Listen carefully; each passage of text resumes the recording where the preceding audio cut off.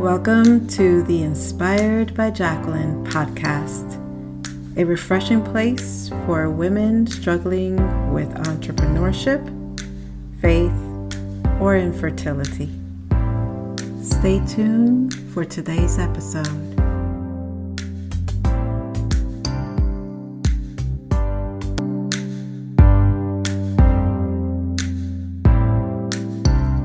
Hey everyone, welcome again to another exciting episode of Inspired by Jacqueline. So let me tell you a little bit about Jennifer. I'm not going to share the entire bio. You know where to find that in the show notes, but I do want to share a little bit and then I'll have her elaborate. Jennifer Guzman is a Latina multi-hyphenated. Yeah, I stopped there because I love that. I had to find the definition for that. I'm like, oh my gosh, I love that word right now. Mompreneur from Washington Heights. She is a financial advisor with several years of experience in accounting, personal finance coaching, and a co-author of Never Fear You're Fired. Even when considering the taboos and stigmas surrounding mental health within her culture, Jennifer passionately vocalizes her experience as a survivor of domestic violence and as a mother overcoming severe postpartum depression and anxiety. Okay, all of that just got me all excited to hear more. Do you want to elaborate on a few of those things I shared? Oof.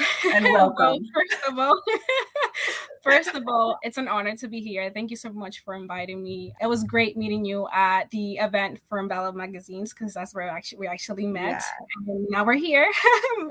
I'm here at your podcast, so it's actually an honor. I mean, where to start? Thesis. I vocalize a lot mental health because of my own journey of motherhood. So, I feel like motherhood is one of the most important titles for me out of all of them, out of being a financial advisor, out of being a financial coach, out of being an author, just because of how much it has taught me and how much I've transformed and evolved from that. So I did went through postpartum depression, and while I was facing that, I was also in a very toxic relationship with the father of my son. So it was very difficult dealing with the two. But that actually taught me a lot about myself and about the meaning of motherhood. And that's when I actually even took entrepreneurship more to heart because I felt like I found my voice during that experience. And I came out of that willing to give it all and then developing and finding more about my purpose. So, and wait, you just recently graduated. Tell me a little bit about that.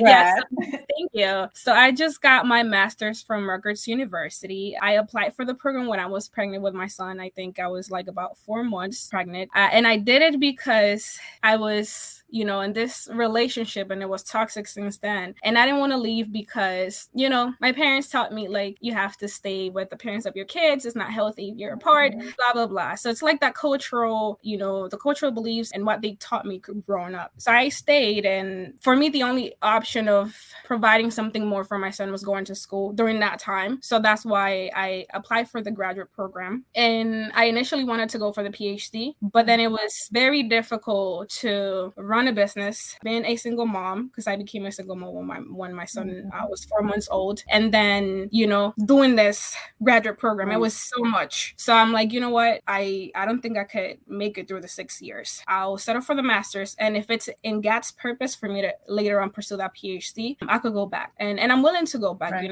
I love education. I love to learn. So that's never the issue for me. The issue for me during that time was I want to be there for my son because he doesn't care about me bringing money to the house or luxuries or whatever. He cares about having his mom there, and he was a kid. So my son needed me and I chose my son in my business. Amazing. And that is a great way to start off this episode because I feel that that's very important. When I read your bio, it was key. And to bring full circle and understanding that, yes, we have a heart for becoming an entrepreneur, but many of us have to decide what's truly important for us. For me, I feel there's no true such thing as a balance between personal life and work, but we're able to find those little pieces pieces that, okay, where is it that we're putting our concentration on? What is the most important focus that I need to have at the moment? And for you, your son is prime and you build from that. So I give you all kudos, because defining that, and at such a young age, because I have to throw that out there, is just amazing. So I'm really looking into this conversation because I want to find out a little bit more about all those nuggets that you're going to share with us. But before that, how do you start your mornings? Well, for me, mornings are very important. I'm glad you asked that because it sets the day for me. So whenever I miss my morning routine, I feel like my days are not the same. You're lost. So, yeah. So I start by hydrating. So I wake up, I have a cup of water. I'm a coffee lover, but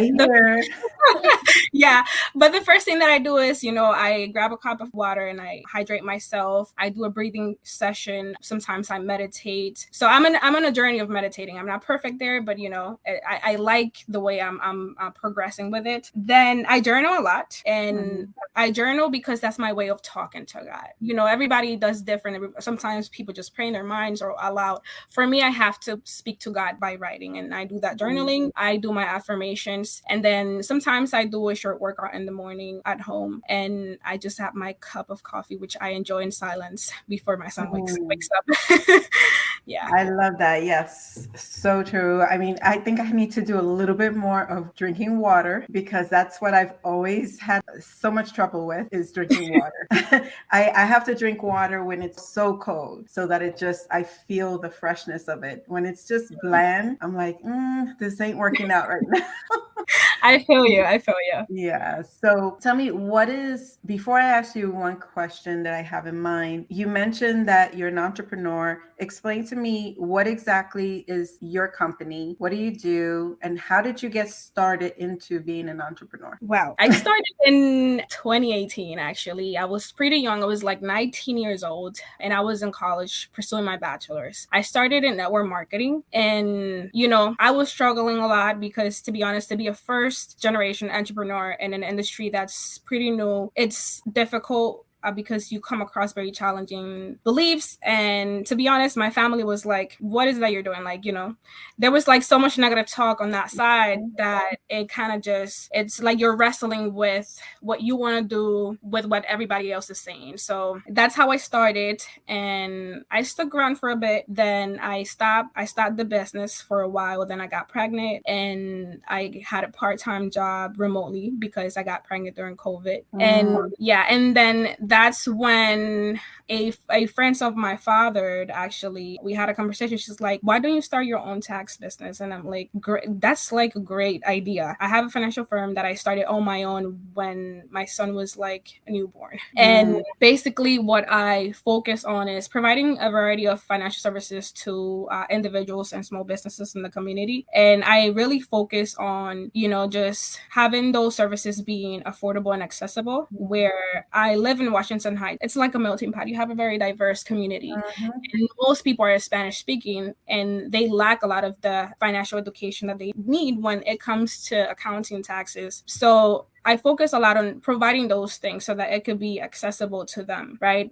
Things in Spanish, workshops in Spanish when it comes to taxes and finances. And aside from that, right now, launching within my firm an academy where I'm exclusively going to focus on providing coaching to women so that they can revolutionize the way that they're becoming financially empowered. And the way I want to approach this is by making them realize that becoming financially empowered and independent is not only about learning about money. There's other things that we need to prioritize, and that is mental health, our self-discovery and development, and our mindset. So if we work on those things and there's a balance between them and we keep working on them, then our journey to becoming financially independent and empowered is going to be more easier. And then from that, I also teach different strategies so that they can become the wealth builders of their family.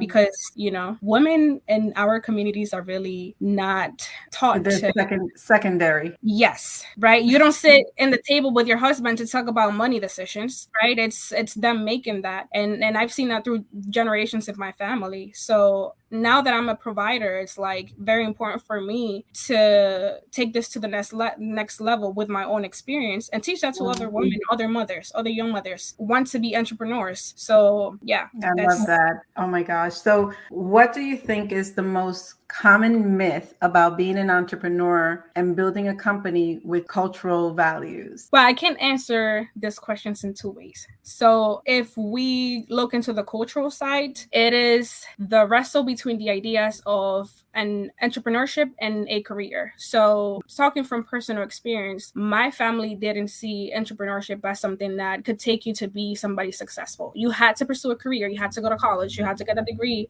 and get a corporate job. That's the way that the traditional way for them to go. So it's like you're battling with that, and it's very hard when you're trying to build a company from the ground up on your own, when you have the people in the back that you think should support you the most because it's your family telling you go pursue a career, go to college. This is not the way to go. So that's one way of just approaching this. And then I would say the other one is when it comes to us entrepreneurs or when we're starting is that we want to go this way because one, we're going to be super independent because we're not going to have a boss to report to. There's going to be so much time. And the other one is this is the way to make money fast.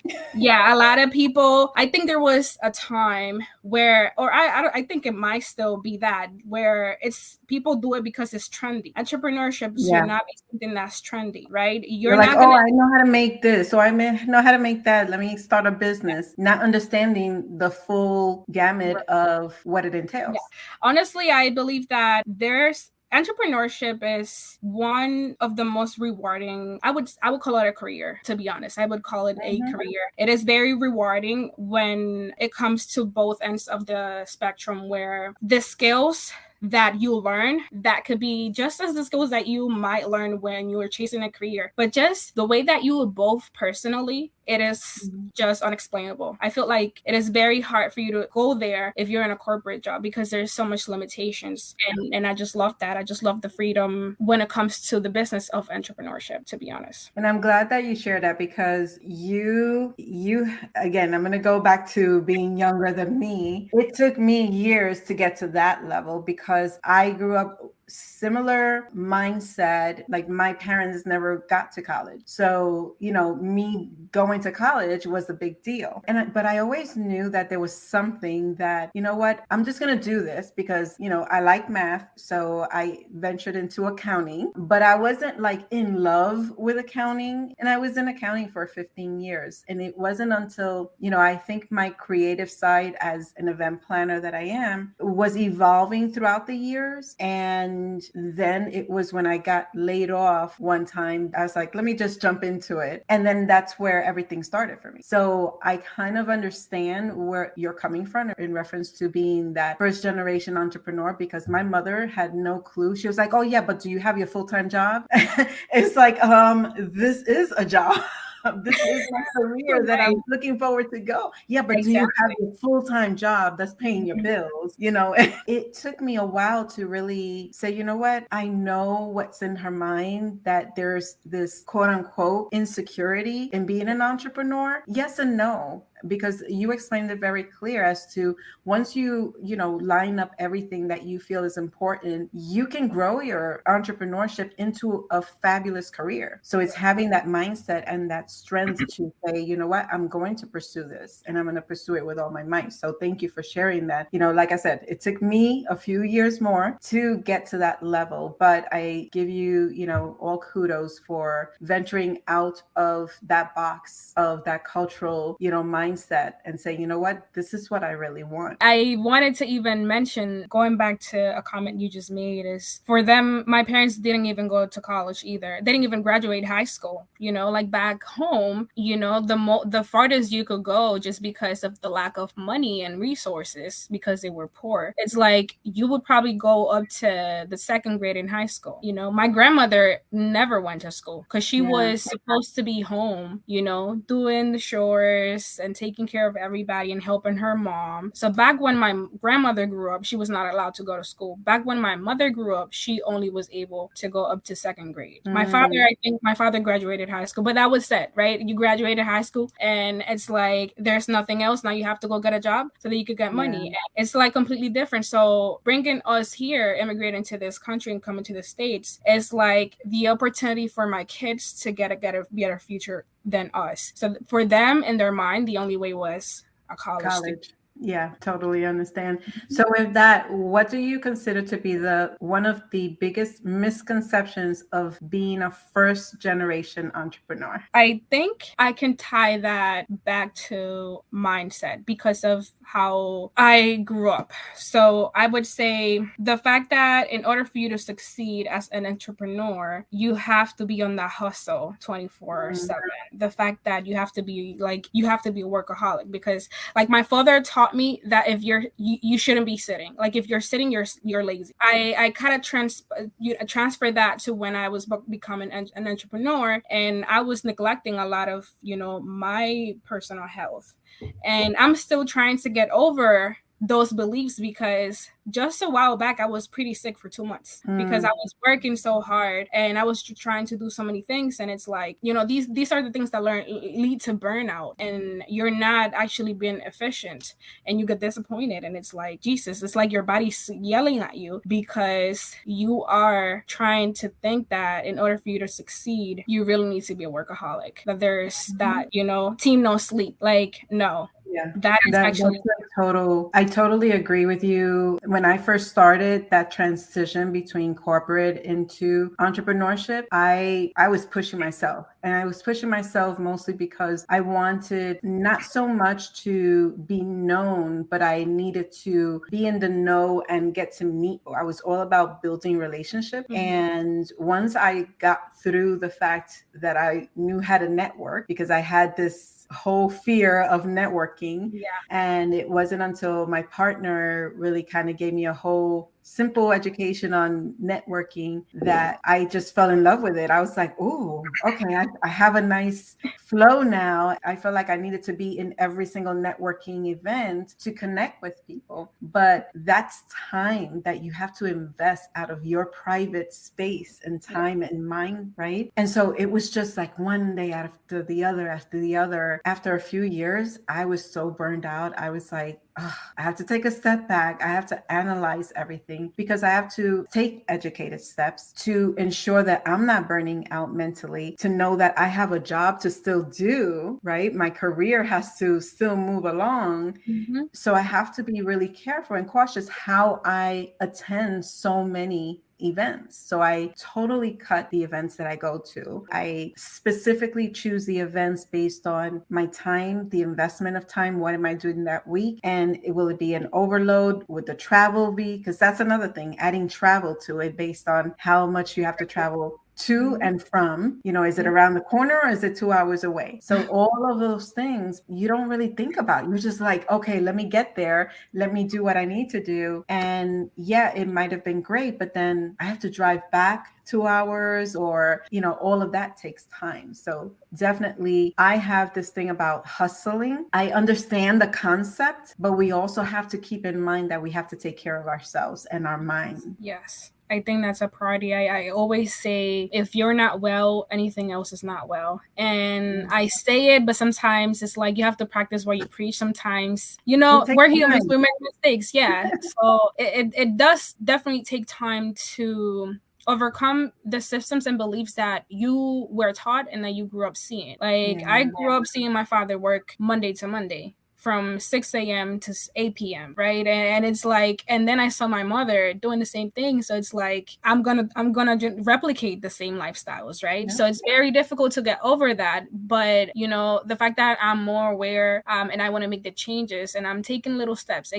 I get desperate sometimes and disappointed and guilty, but I feel like giving myself gratitude when those times come, and knowing like I have to be good, because first my kid, if I'm not physically and mentally well, then I cannot be present and do my role as a mother. And then when it comes to my business, right, I have to be mentally and physically well. So yeah, definitely prioritizing that. So we've chatted about entrepreneurship, we've chatted about burnout and, being mentally well as well. Describe your family nucleus, because you mentioned a lot, your son, but also being in a culture that requires more of this understanding. You're kind of in this imbalance right now, right? That you're trying to gain your independence based on the beliefs that you have and your mindset, but still struggling with your actual family nucleus and culture. Yes, it's a day-to-day struggle, to be honest, because my family, I have to say, it's very traditional, and I would say most are pretty conservative, and I would say mostly the men. My grandmother, I would say she's kind of conservative, just because I don't blame her, the way she just was raised. She was raised to be a wife, a caretaker. So that's all she knows. But I try to change that for her in the ways that I try to make her realize that she has to put herself first. Because till this day, she's provided, like, in a way, just providing for her sons, and they're grown-ups.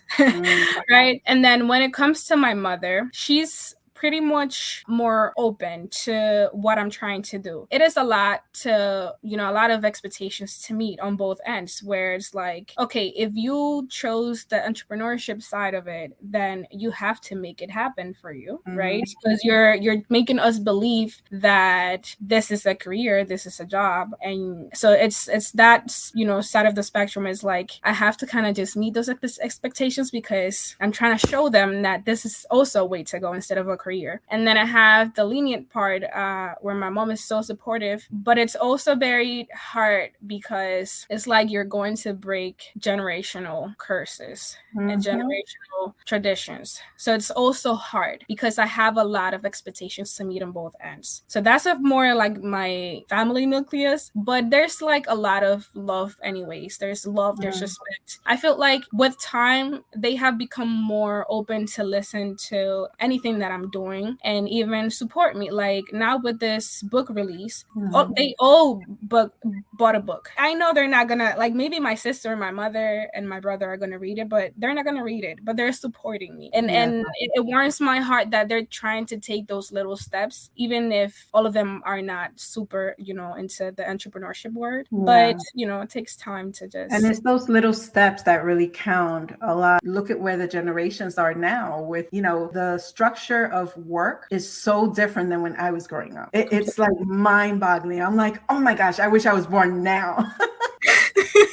It is completely different. And I think the fact that they're always talking about that corporate job is because of the security that, they think it brings for us. But at the end of the day, it's like we have a different perspective as of now, right? The world has evolved so much that we don't look at a corporate job the same way anymore. We know that we could do so much more just by being a business owner. And why not do it?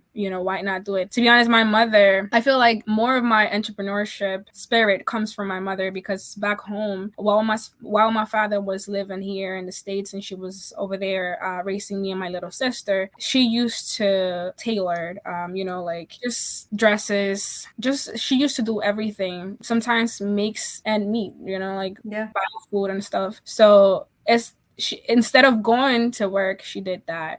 It's like trying to just hustle because she didn't have any other choice. So I could definitely relate to part of your personal story that you're sharing. And so share a little bit about your experience on motherhood as an entrepreneur, and would you share with young mothers who are hopefully listening in on how they can start a business, even though they're transitioning with everything that's happening in their journey? It has been challenging, to be honest, and very transparent.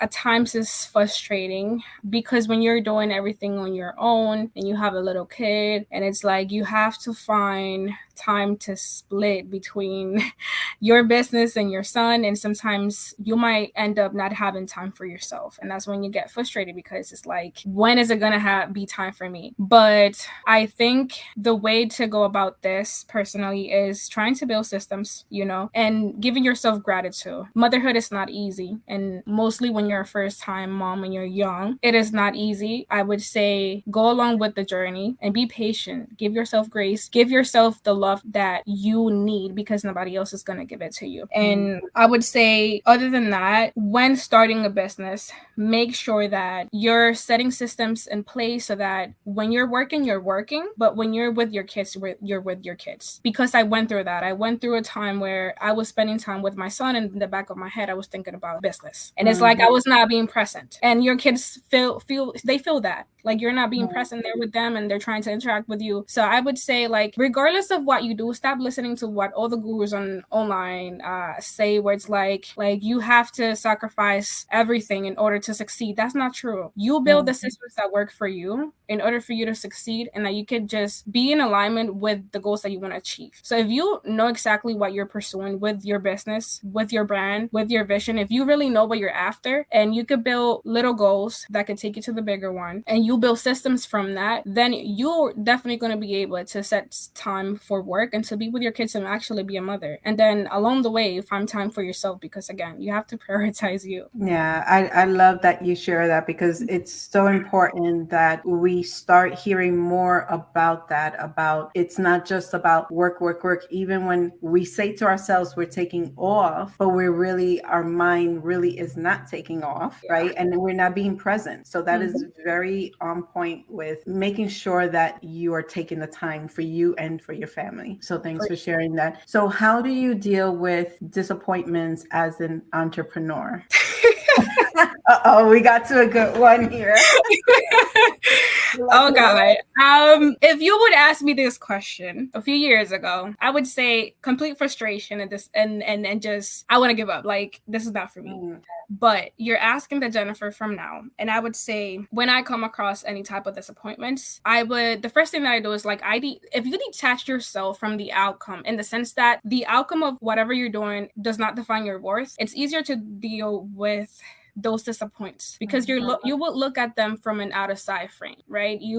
I would say just be reflective about whatever you're going through, whatever disappointments you're facing. Embrace it, because it's going to happen. You're going to feel disappointed about anything. Like, even if you're screwed up on, I don't know, a typo.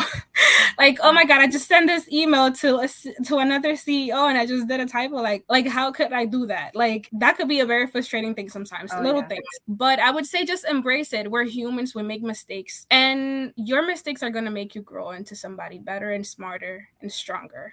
So let the disappointments come, embrace them. If it causes some pain, if it triggers something, just step back, relax, breathe, and move forward. Don't let them keep you stuck, right?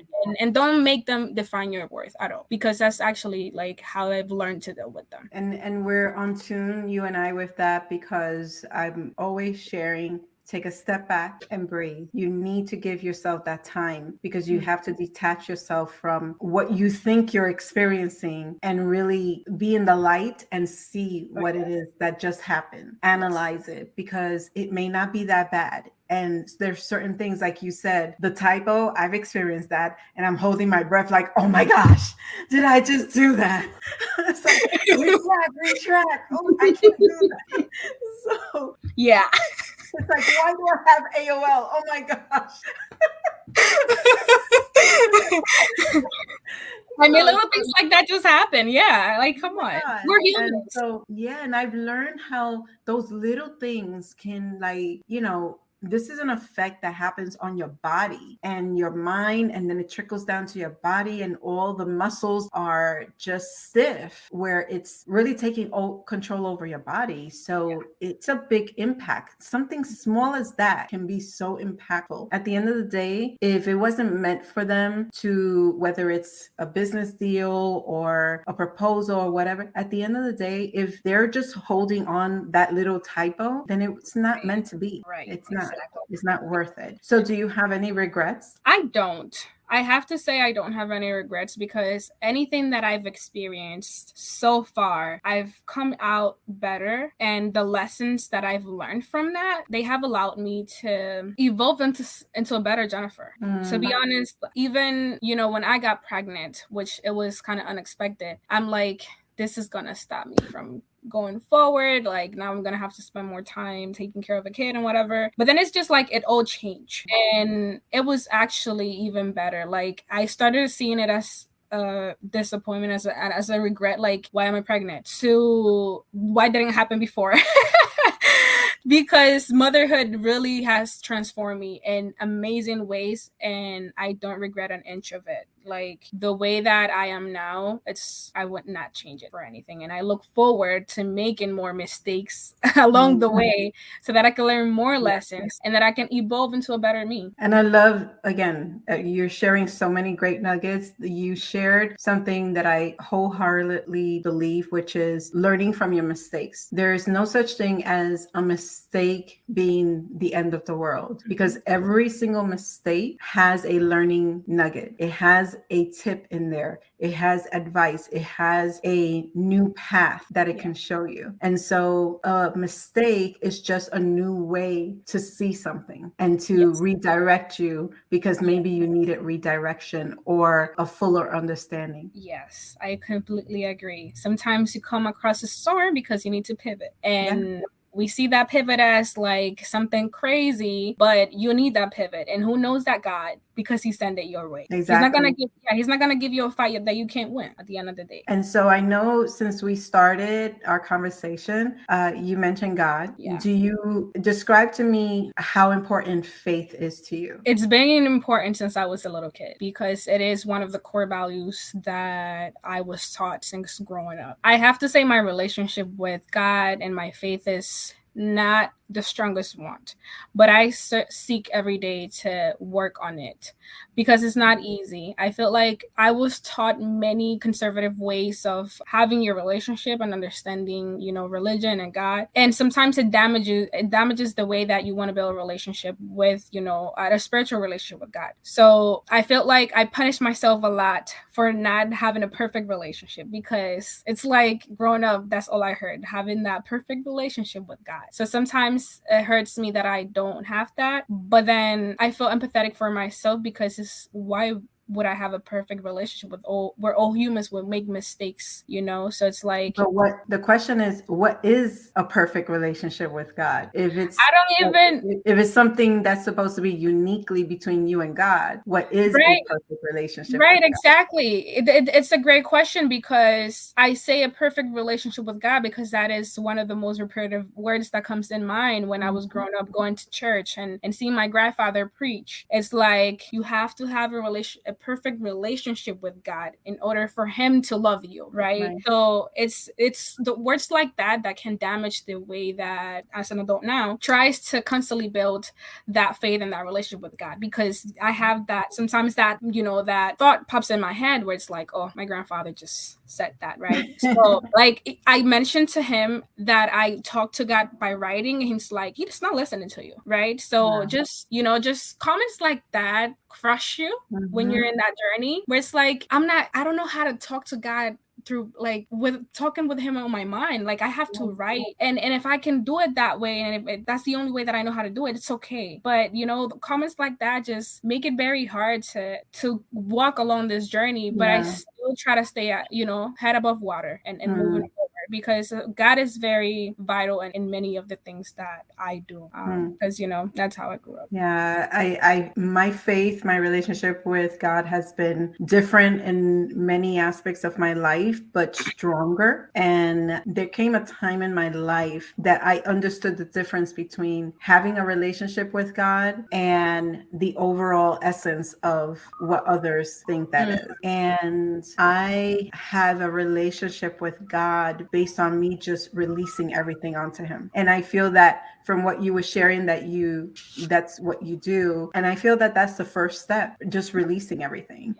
And then just holding on, because that faith is going to kind of tumble at times because we're human. But as long as you have that belief and that that's going to hold you and build a foundation for your future and your present time and your mind and everything, it's your focal point, right, in your life. So what is something surprising you have learned about yourself, let's say within the last year? Within the last year, I felt like my tenacity of just moving forward. Like last year was pretty difficult because I was separated from my son for a while. So I have to say, like, I was very emotionally like depressed. Like having my son away, like when I've never been separated from him, it was very hard and it was very challenging. It was a big deal. So I would say it motivated me to work harder on everything, because that's like I have to have my son by my side. So like my tenacity of not letting life circumstances crush me, you know. I come across a wall and I walk around it. I go down a valley and I come out of there stronger and with bigger lessons to live by.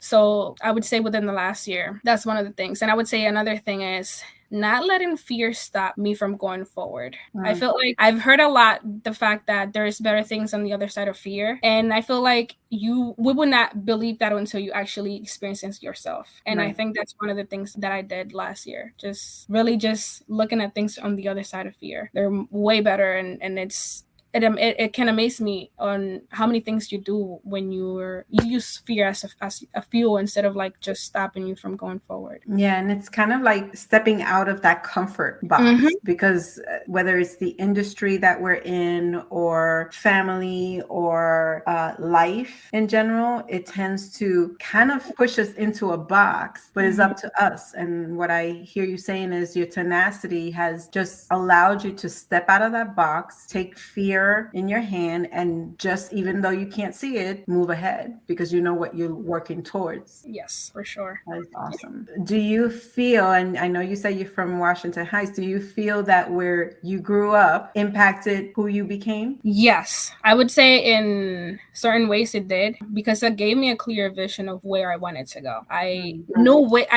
I didn't want to be, because I know a lot of what you see around here. So it's like now that I'm even a mother, I'm like, it even motivates me more to get out of here, because I want to make sure that I can provide so much better for my son. I'm very thankful for growing up here, because it built up a lot of my character with the things that you see and you experience, and even through the school system. But, you know, it's like you either use your environment to become that or to inspire you to get out of it. What do you do during your time off? Well, I try to go, for instance, like on weekends, Sundays, I try to always take my son to the park, and I love spending time with nature. I love the fresh smell of the trees, the sound of the breeze. I love also the ocean water, and just be silent with nature. I love doing that because I get into this like reflective mode, like appreciating my existence and myself. And it's pretty unique, you know, because we basically live right now in a fast world where we're either on the phone, we're either working or sleeping, or I don't know, just. And nature slows you down for sure. Exactly. It's your reality check. I think that's what it is. Yes, that is so true. I think that, I agree. and I love nature, but if you're like me, that is not a hiker or any, you know, afraid of all the bugs and lizards and everything out there, you can still find a way to enjoy. So what gives you motivation? I would say the first thing is wanting to show my son a different aspect of life, you know, just coming from where I come from, seeing the things that I saw when I was growing up. That's one of my biggest motivations, is just showing him another side of life. You know, you can live intentionally and you could live a joyful life without the crazy things that happen on a day-to-day. And then the second thing would be just showing gratitude to my parents in a way that during their retirement, I am able to take care of them. Because if we're honest right now, there's people that are retired, but they're working a part-time. So that's actually not really retirement. So for me, it's like, I want to show them how grateful and how appreciative I am of their sacrifices and their hard work by giving them back something, whether it's like having them travel the world or doing things that they love that they never were able to do because they were working all the time. Yeah, and they'll probably appreciate it a whole lot for sure. Yeah. And so what is the most crucial trait someone needs to possess as an entrepreneur? Oh, that's a great question. Can I say two? Okay. You can share more if you want. Sure.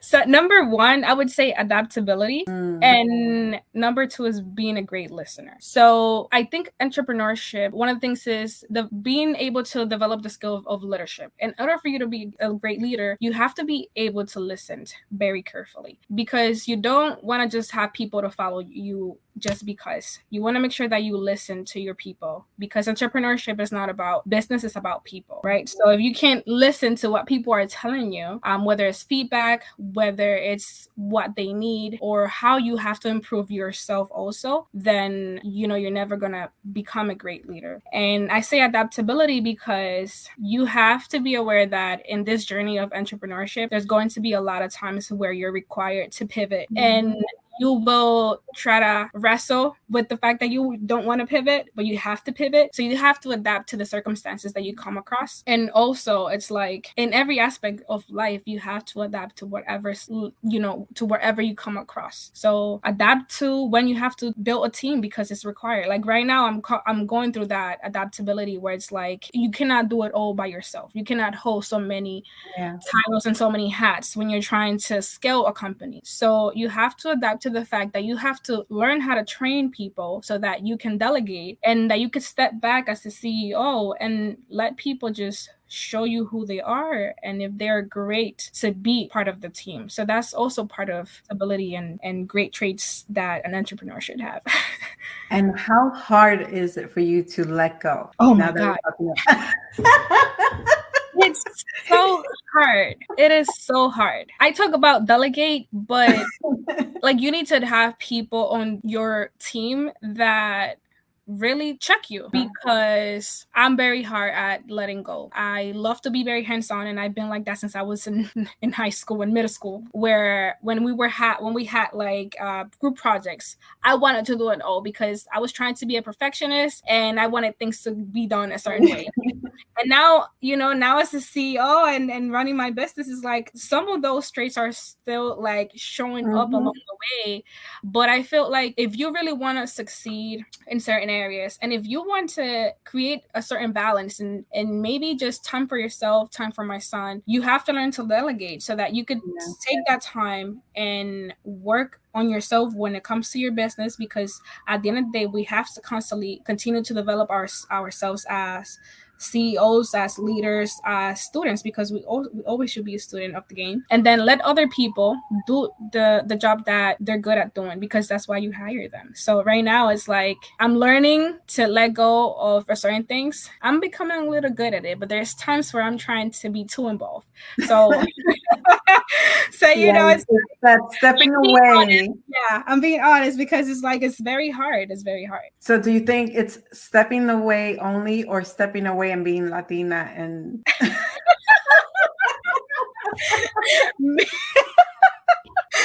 oh God. Yeah, maybe it's the last one. So oh my gosh. What's the most valuable lesson you've learned in life? Wow, most valuable lesson. Putting myself first. Because it's not worth it when you try to please so much people. Then where do you live yourself, right? If we realize this and we change this early on in our lives, we will actually live more fulfilling. We would so I say that because I spent a lot of years trying to pursue a career that my parents wanted me to pursue. And I was not completely happy, but I was doing it because I wanted to make them proud. Right. And in other aspects of life, I also try to, even sometimes in relationships, we live to fulfill our partners and not ourselves. So I think when you learn the importance of putting yourself first and giving yourself, filling out your cup first, so that later on you find somebody that you can pour a little bit in, and you have to be intentional and aware on who you're pouring to. Yeah. because it could be very drained. Like it could I was just going to say it can drain you depending on who it is. Yeah. So you have to be very aware of that. So yeah, putting yourself first for sure. If you had a superpower, what would it be? Oh God.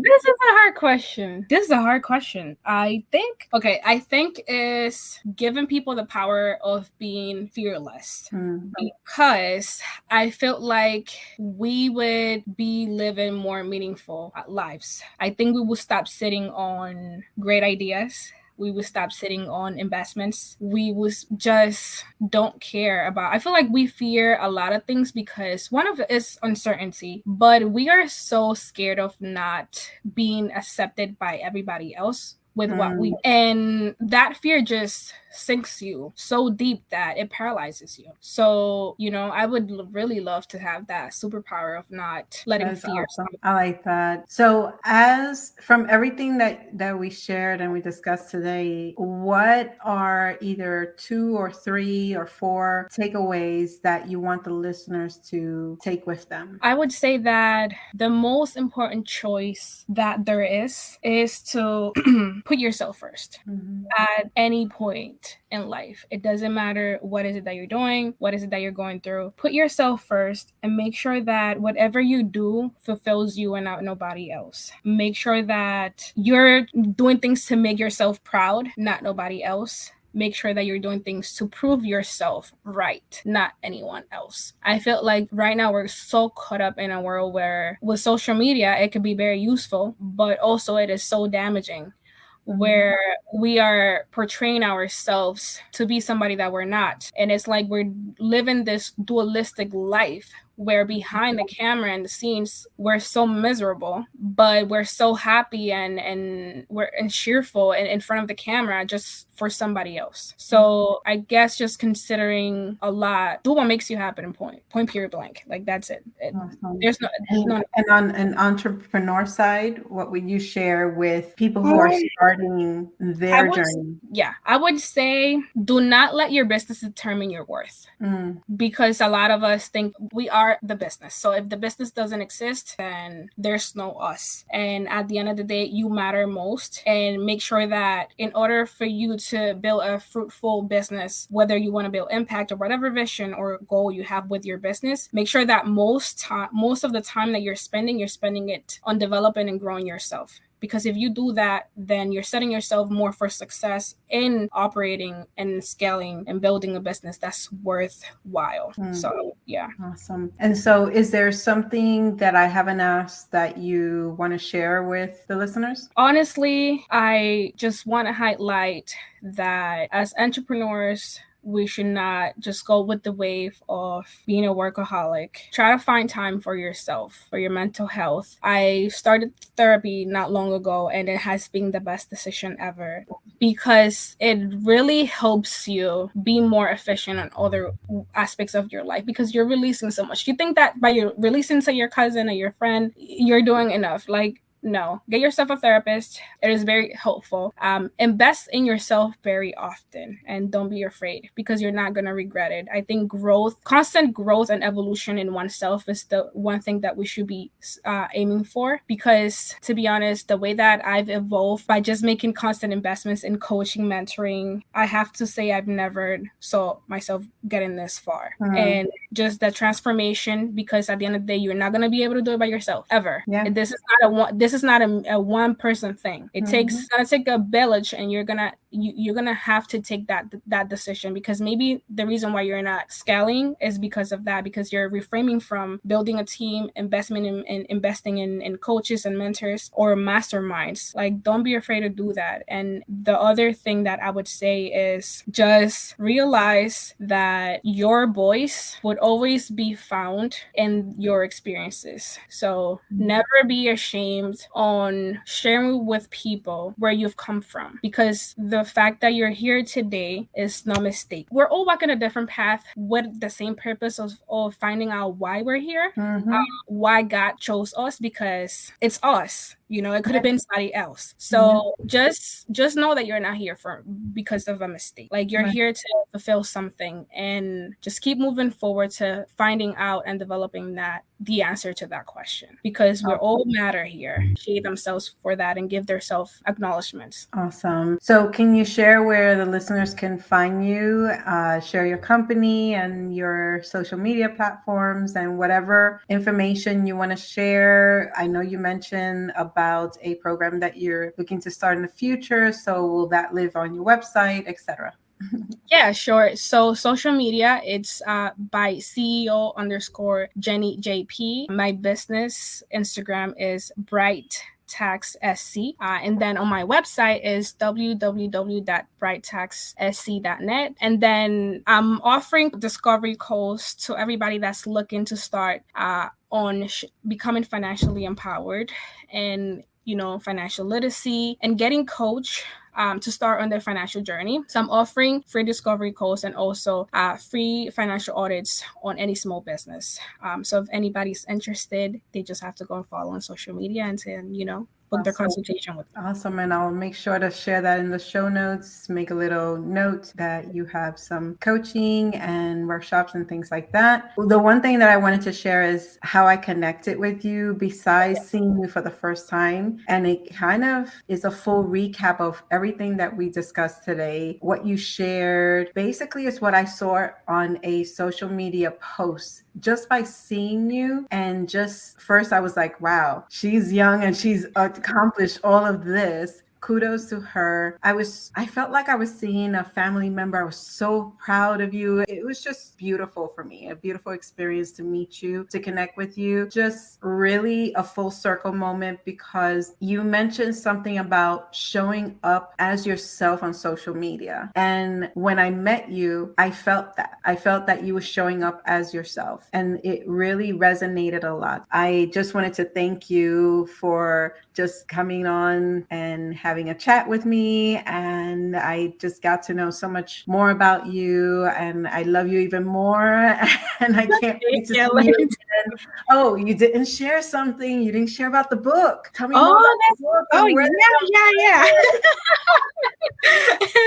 Yeah. So Never Fear Fire is actually just launched at 12 a.m. last night. And it's basically a collaboration along 17 women by women warriors and the founder, Jennifer Capella.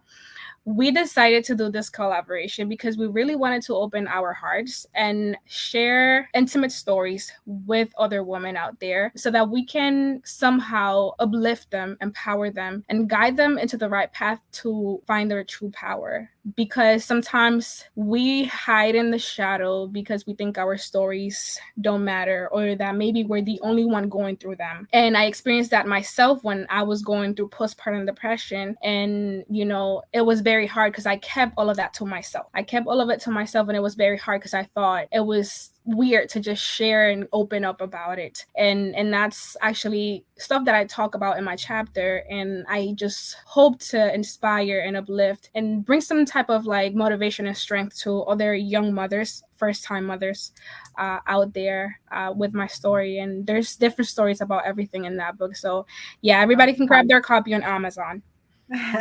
And I'll share that link as well so that everyone can get their copy. And I'm definitely going to get mine. I'm going to hold the book because I know a few of the women on there, so I want autographs from everybody. So great. I love that. So thank you so much, Jennifer, for joining me. And I am really thankful that everyone tuned in. And I hope that if you're listening to this, that you take care of yourself, believe in yourself, know that in the midst, that when you can't see that there are people there to support you, there are. You just have to look. So I send you my love and a big hug. And stay tuned. Check the show notes and take care. Stay tuned for the next episode of Inspired by Jacqueline. Take care.